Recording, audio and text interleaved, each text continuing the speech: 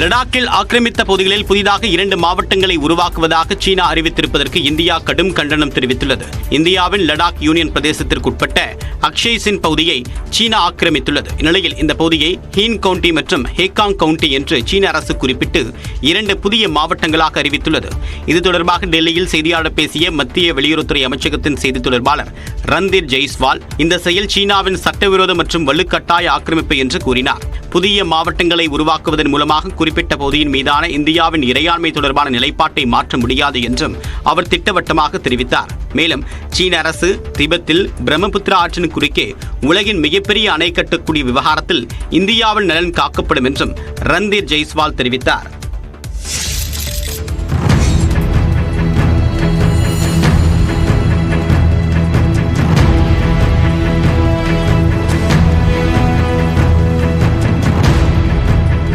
சென்னை பள்ளிக்கரணையில் கட்டுமான உரிமையாளரை விசிக பிரமுகர் சரமாரியாக தாக்கிய சிசிடிவி காட்சிதான் இது.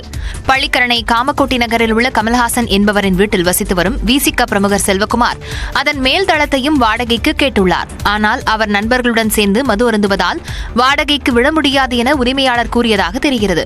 இதனால் மேல்தள கேட்டில் செல்வகுமார் நாயை கட்டி வைத்து வாடகைக்கு வீடு பார்க்க வருபவர்களை மிரட்டியதாக கூறப்படுகிறது. இது தொடர்பாக ஏற்பட்ட வாக்குவாதத்தில் கட்டுமான உரிமையாளர் கமல்ஹாசனை விசிக பிரமுகர் செல்வகுமார் சரமாரியாக தாக்கிய சிசிடிவி காட்சி வெளியாகியுள்ளது.